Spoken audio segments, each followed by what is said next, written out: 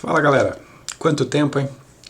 Pois é, então, eu tô aqui para fazer um tutorialzinho hoje bem legal sobre o cinema 4D, mas eu queria me explicar com vocês de por que eu tive que parar com o meu canal tanto tempo. Então, eu tive um problema muito sério, tive alguns problemas de saúde, tive também um desastre natural que fez eu perder tudo que eu tinha, minha casa. E daí depois ainda para ajudar veio, né, piorar, veio a pandemia e assim, o meu sonho mesmo, galera, era poder continuar com os canais do YouTube e continuar com o 3D, que é a minha paixão verdadeira, né? Mas como a vida não é justa para ninguém e tem pessoas que passam muito mais dificuldades do que eu posso garantir que sim, porque a minha vida é difícil, sim, mas não é nem perto da maioria das pessoas que eu conheço que passaram muito mais dificuldades, e eu não sou daquele de ficar desistindo e chorando pitanga, né? Então, assim, eu vou tentar agora voltar, fazer mais tutoriais de uma forma mais frequente no meu canal aqui. E a gente está trabalhando com 3D também agora, está com um curso novo, está na plataforma Design, que vocês provavelmente conheçam, porque é uma das maiores plataformas do Brasil, né? Então a gente está com um curso de cinema 4D lá nessa plataforma agora. E vamos também continuar com os conteúdos aqui do canal, certo? Se vocês quiserem me ajudar, a minha ideia mesmo de verdade, se fosse para eu conseguir fazer aquilo que eu realmente quero, era juntar vamos ser bem sinceros que ninguém é hipócrita, não?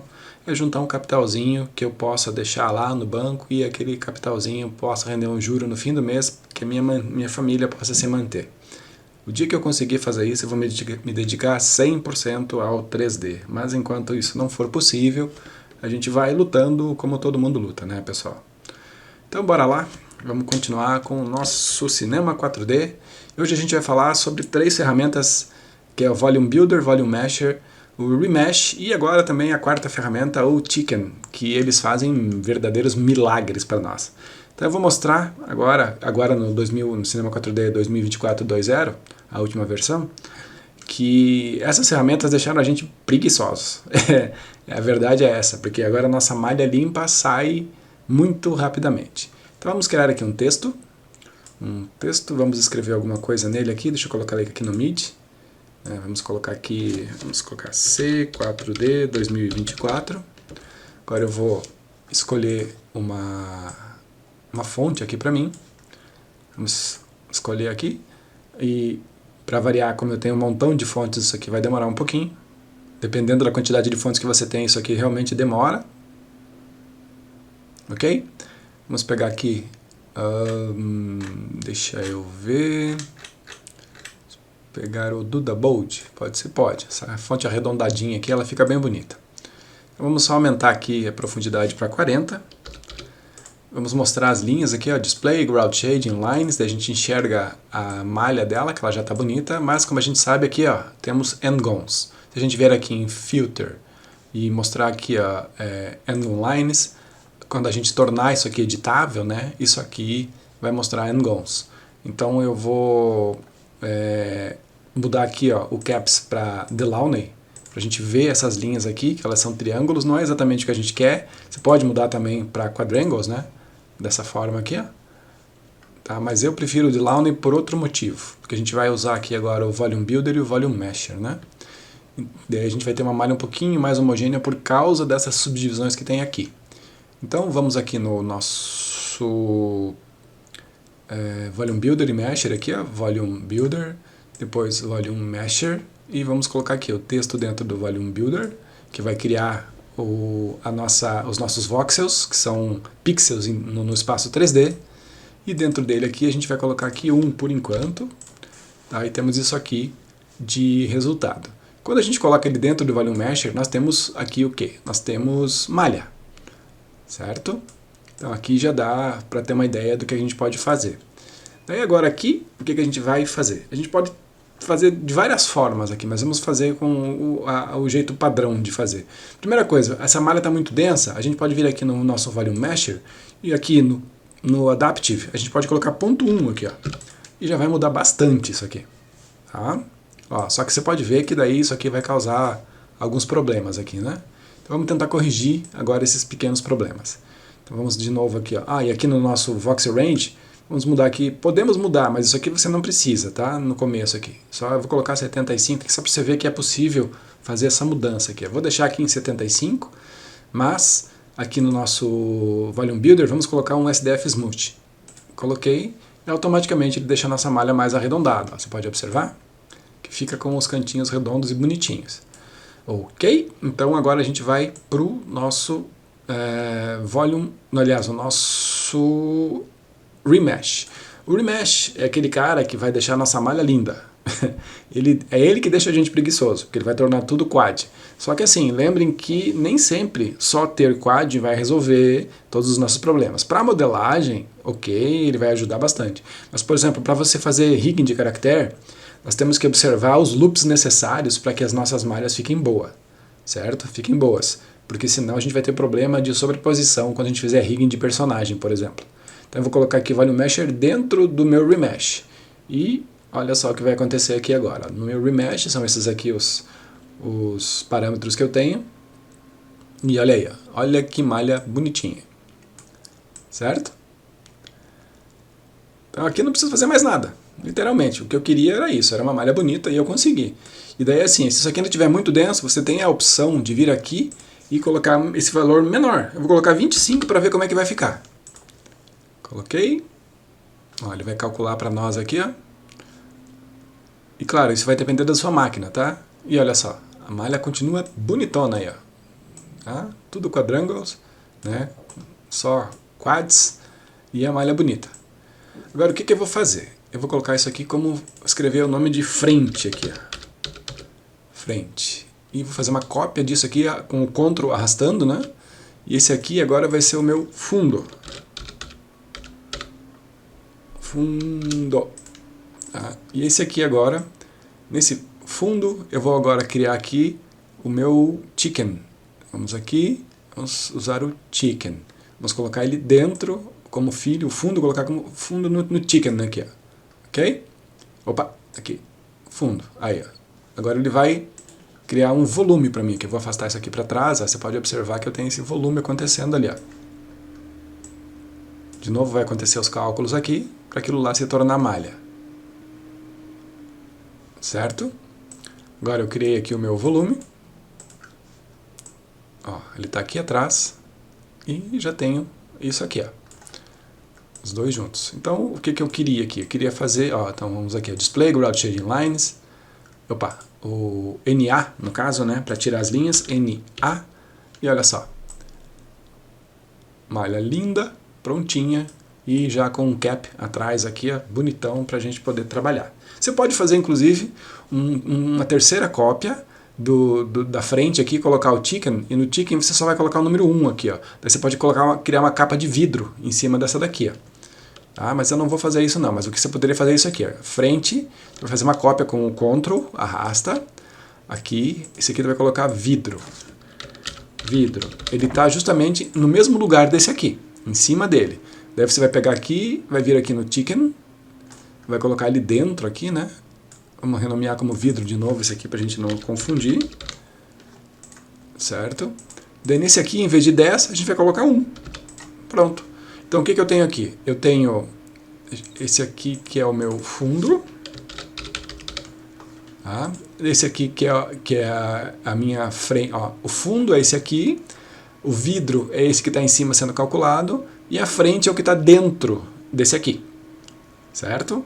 Então, se eu quiser fazer uma camada mais brilhante, eu faço isso. Se não, eu simplesmente tiro essa camada de vidro aqui, ó, que eu não quero, e fico só com essa malha aqui embaixo. Senão, eu posso só ativar isso aqui, que é uma camada por cima de tudo isso, para ter uma camada extra de brilho, se eu quiser. Mas eu vou deletar esse aqui, vamos trabalhar só com esses dois aqui, né? Vamos ver o que a gente consegue agora com esses dois aqui. Eu vou agora criar um arco. Vamos pegar um arco aqui. Só para isso aqui é só um efeito, tá? O efeito do tutorial, o objetivo do tutorial é só mostrar isso aqui. Agora eu só vou criar um detalhezinho extra aqui para a gente brincar. Então eu vou criar um arco, este aqui. Nesse arco aqui, agora eu vou colocar 180, que ó, começa no 0 e vai até 180. Ok? Então, 180 graus.